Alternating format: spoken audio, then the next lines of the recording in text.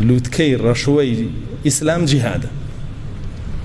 كاتام كرهتيا كرهي طبيعية كرهي شرعي نية أجر كسي الرقي يا حزي بشتيكي إسلام نبي لروي طبيعتي خويا وبلا قرصة لسرموها خوز قاعد نبوها وحزم بينيا لروي طبيعتي خويا يقنابله وكو شرع لسرسرم أم في كافر نابع وبلا وكو شرع آمادشم بيكم أم في كافر نابع رياء أو هالوشين الإسلام كهمانا بغض كره شيء من الإسلام ولو عمل به ولا مقر كابرا نيوشكش بكا بجماعتيش بيكا وبيانش فرزش بيكا وبالان بلي خوز قال نيوجنا أبو بخوا الرقم لم تشريعي نيوجي وكافر بكي باشا اشتغلت يقلاو مكان سبون من الريش كابرا قال وكو التشريع الرقي ليبين أو رقي لتشيا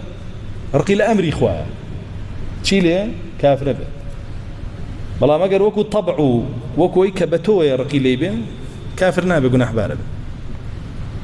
باشا بلام آية جياوازي هي لنيوان مسألة قتال شعائر كانت ترى بلا جياوازي زور هي جیاوازی کی زۆر هەیە قیتال پەیوەستە بە ضەروریترین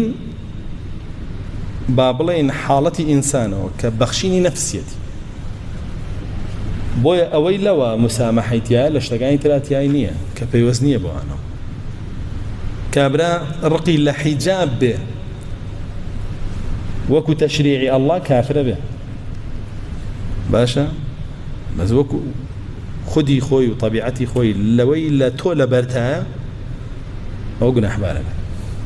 جای کەنەوە لە یەکتری ژنێک ڕقی لە فرەژنی بێ وەکو تەشریعی ئەڵڵا کافرە بێ بەڵام ئەگەر وەکو طبعی خۆی حەزی پێی نەبێ ئەو ئافرەتە وەکو خودی خۆی لە طبعی خۆی حەز ناکا ژنی بەسەر بێ و غیراکە ئەمە کافر نابێ جای بکەنەوە بابەکە ئەمڕۆ خەڵکێک هەیە ئەگەر ژنەکەی بڵێ من حەز ناکەم تۆ ژنم بەسەر بێڵە کافر بووی شەویش لەگەڵ یەخەوێ تۆ ئەگەر بە فتواکەی خۆ بێ سام شەو زیناو کردو تۆ ئەگەر بە فتواکەی خۆ بێم شەو زیناو کردو بۆیە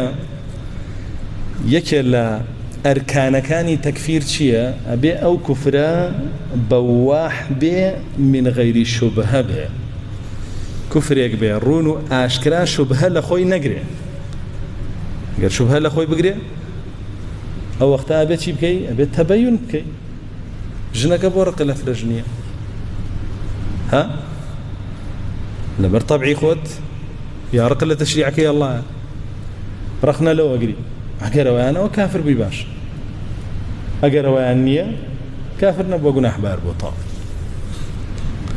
عائشة خاتون أفرمي من حزم ناكر رسول الله صلى الله عليه وسلم جن بينه بيم ناخوش من بلام كاي هنا شوم سير مكر أجر هموش نخوم لو جوان تربو ميتر جون بينه كسير مكر بقر خوم جوان نيتر جون بينه هذا جال برا ورياب لا مسألة هلوشين روي كرها كيش كلا هلوشين رو كان إسلام بله ذلك بأنهم كرهوا ما أنزل الله يعني رقيا لتشريعك كالله داي بزاندوا نقل فعلته يكي وكو فعليته هو تاوان بارب بي انجا فأحبط الله أعمالهم إحباط عمل إجبوتي بو كفر بو شركة كرداري إنسان كاتب وشالله بيته ككفرك يأخذ شركك لئن أشركت ليحبطن عملك ومن يكفر بالإيمان فقد حبط عمله